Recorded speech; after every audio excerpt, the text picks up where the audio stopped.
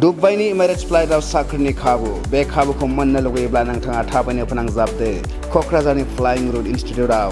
फोनांजाब खालामनो थाखाय होखानाय जादों 8099554765 नङाब्ला 9394796813 जानबुं अनजिमाखौ क'क्राझारनि खोरोमथलायाव थानाय फ्लाइंग रुट इनस्टिट्यूटआ लानानै फैदों बे मोजां खाबुखौ सरासनस्रायै थाखो 10 उथ्रिसारनायनिफ्राय लानानै गोजौनि फरायसा फरायसुलिफोरा बे खाबुखौ लानो हागोन जेनेरेल एसिस्टेन्ट टीम मेम्बार कमी 1 कमी 2 कमी 3 आरो हाउसकीपिं बायदि पस्टनि थाखाय बे समाव बिजाथिनि हायरिं खालामदों दुबईनि एमारेट्स उरां जाहाजनि कम्पानिया दासान्दि रेजिस्ट्रेशननि सम खोन्दोआ सोलिगासिनो क'क्राझारनि बेजों लोगोसेनो फ्लाइंग रुट इनस्टिट्यूटनिफ्राय गुबुन मोनसेबाव गोजोनथाव खौरां कम्पिउटारनि सोलोंथाइ लानो गोसो गुदुं सुबुंफोरनि थाखाय बेसेन लायालासिनो मुं थिसननायखौबो लाखिगासिनो क'क्राझारनि खोदोमथलायाव थानाय फ्लाइंग रुट इनस्टिट्यूटआव बे समाव खौरां मेलनि गेजेरजों आबुं बाथ्राखौ मिथिहोयो फ्लाइंग रुट इनस्टिट्यूटनि सासे मावख'गिरिया खुलुमबाय बयखौबो जोंनि बे फ्लाइंग रुट इनस्टिट्यूट जायबा खोदोमथला जेडी रड क'क्राझाराव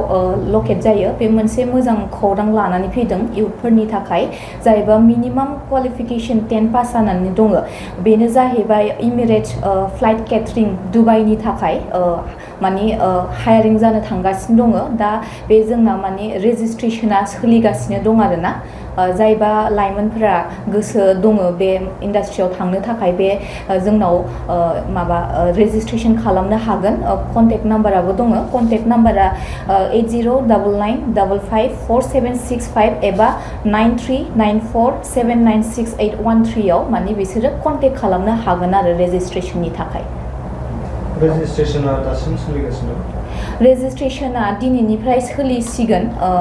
दा बेखौ जाय इन्ट्रेस्ट माने रेजिस्ट्रेशनखौ थाब रेजिस्ट्रेशनखौ खालामनो हागोन आरो जोंनाव फैनानै एबा कल खालामनानै कन्टेक्ट खालामनानै एज लिमिटआ जाहैबाय मिनिमाम 21 एज ओमफ्राय आप टु 32 सिम होनो हागोन आरो ना बयस एन्ड गार्ल्स बोथ बयस एन्ड गार्ल्सनि थाखाय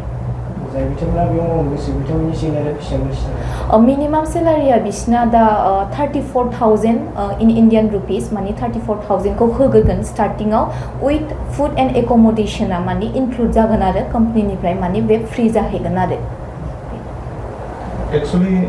जितु बुंदों बे माबायदि जागोन बे जितु खामानिफोर बे जाहैबाय फ्लाइट केटारिंनि थाखाय इमिरेट्सनि आन्डारावनो जागोन फ्लाइट केटारिं डिपार्टमेन्ट थायो बेनि थाखाय जाहैगोन आरोना थांलाय फैलाय पासपोर्ट इन्डियान पासपोर्टखौथ' जोङो गावसोर जाय केन्डिडेटआ माने रेजिस्टार खालामगोन बेखौ जों गाइडेन्स होखागोन इन्डियान पासपोर्टआथ' मेन्डेटरि बेखौ खालामनांखागोन बाट भिजा आरो टिकेट बेखौ गासिबो कम्पानिनिफ्राय प्रभाइड खालामगोन आरो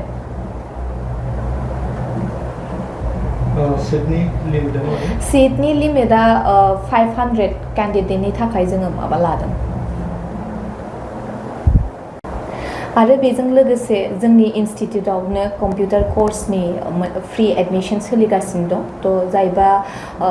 इयुथफोरा जाय लाइमोनफोरा इन्ट्रेस्ट दङ बिसोर फैनानै कम्पिउटारनि थाखायबो रेजिस्ट्रेशन खालामफैनो हागोन आरो